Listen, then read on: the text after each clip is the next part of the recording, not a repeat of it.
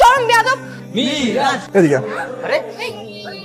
আরে থামো, কি হচ্ছে এগুলা? এটাকে বলে student power. Get out from our school.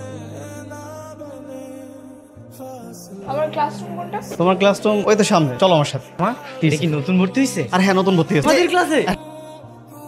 বন্ধুরা, আমাদের ক্লাসে নতুন ভর্তি হয়েছে, সবাই ওকে ওয়েলকাম জানাও। ওয়েলকাম। থ্যাঙ্কস। এই যে ওর দিকে নজর দেওয়া নিষেধ, আমি ওকে আগে দেখেছি। আর হ্যাঁ, বুকিং দিয়ে দিলাম, তো ও কিন্তু আমার। কি না, এইভাবে বুকিং করা যাবে না। ওই মেয়ের সাথে আগে যে কথা বলবে, বুকিং তার। কি রে মামা? মিরাজ যেহেতু তুই মেয়েকে আগে দেখছে, সুতরাং মিরাজের নামই বুকিং। তুই মেয়ের কাছে যা, গিয়ে যদি ওর সাথে এখনই কথা বলতে পারি, তাহলে এখন এই মেয়ে তো। আর না পারলে বুকিংটা আমি দিয়ে আসি। কেন, মিরাজ কি বিধু নাকি? মিরাজ তুই পারবি না? হ্যাঁ, পারবো না। তাহলে যা।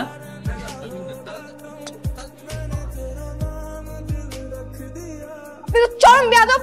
মিরাজ মিরাজ মিরাজ মিরাজ। এই চুপ কর। কি শুরু করছিস সেগুলা? তুই মেয়েকে চিনিস? ওই মেয়ের ফ্যামিলি কত ডেঞ্জারাস তোরা যদি জান। এবার থাম তোরা, চুপ কর। কে ওই মেয়ে? আকিব চৌধুরীর একমাত্র মেয়ে। নানি বাড়িতে লেখাপড়া করতো, আমাদের কলেজে মনে হয় ভর্তি হয়ে। ওই মেয়ের ফ্যামিলি অনেক ডেঞ্জারাস। খবরদার তোরা কেউ ওই মেয়ের পিছনে লাগবি না। মিরাজ, তুই তো শেষ। ও কি স্যারের রুমে গেল নাকি? এখন আমার কি হবে? তুই বাড়ি যা, তুই বুকিং করলি না, আদর স্যার এসে তোকে পে দিয়ে তোর বুকিং ক্যান্সেল করে দিবি। স্যার আসসালামু আলাইকুম। বসুন। স্যার ডেকেছেন আমাকে? এখন তো আপনার ইন্টারের ম্যাথ ক্লাস, তাই না? জি স্যার। আকিব চৌধুরী সাহেবের ছোট মেয়ে আরোহী স্কুলে নতুন ভর্তি, ওদিকে একটু খেয়াল রাখবে, কেউ ওকে ডিস্টার্ব না করে। ওকে যদি কেউ ডিস্টার্ব করে কিন্তু মহা ঝামেলা বেঁধে যাবে। চিনি নি তো আকিব চৌধুরী সাহেব কি চিনি? জি স্যার, আমি বিষয়টা দেখবো, আপনি টেনশন করবেন না।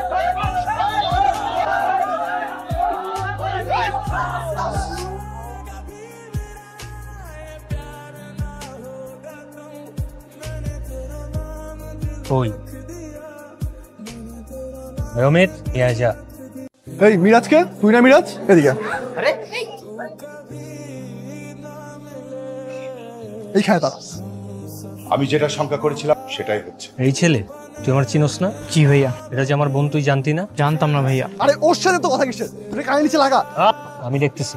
তারপর ভাই আমি ওর দিকে যাচ্ছিলাম, পিছন থেকে টিপু আমাকে ল্যাং মারে, পরে আমি ওর উপর পড়ে যাই। এই পড়ার আর কোনো জায়গা ছিল না? আমার বোনের উপরে তোর পড়তে হইলো?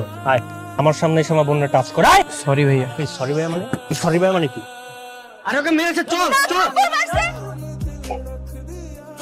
ওরে বাবা রে, তোর বাঁচাইতে আসছে ওরা। 5টা লিলিপুট, আমার পিছনে কয়জন? আমার গ্যাং, কামিংস গ্যাং।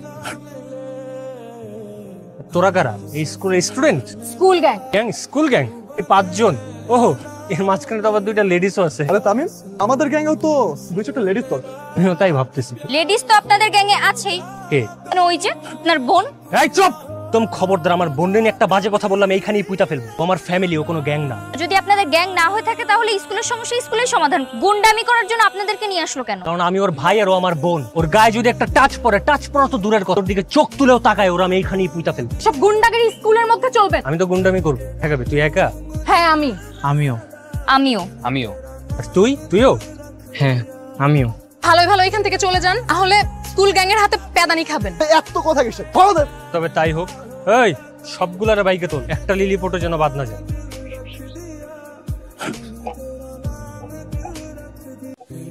স্যার আমাদের এখন ওখানে যাওয়া উচিত, আর নয় আমাদের স্টুডেন্টরা মার খেয়ে মরে যাবে sir. I am waiting for school gang. থামো! কি হচ্ছে এগুলা? কি হচ্ছে এগুলা? বুঝতে পারছেন না? এটাকে বলে স্টুডেন্ট পাওয়ার। সারা বাংলাদেশি স্টুডেন্ট আছে, তার মানে সারা বাংলাদেশে আমাদের গ্যাং আছে। স্টুডেন্টরা অন্যায়ের প্রতিবাদ করবে, তবে হিংসাত্মক ভাবে নয়, শান্তিতে হবে, শান্তিতে। আর তাই শান্তির সাথেই বলছি, আমাদের স্কুল থেকে বেরিয়ে যান। Get out from our school. ঠিক আছে, আজ যাচ্ছি কিন্তু যাচ্ছি না। আমি এত সহজে হার মানার মতো ছেলে না। সবগুলোরে দেখে রাখলাম, থেকে বের হ।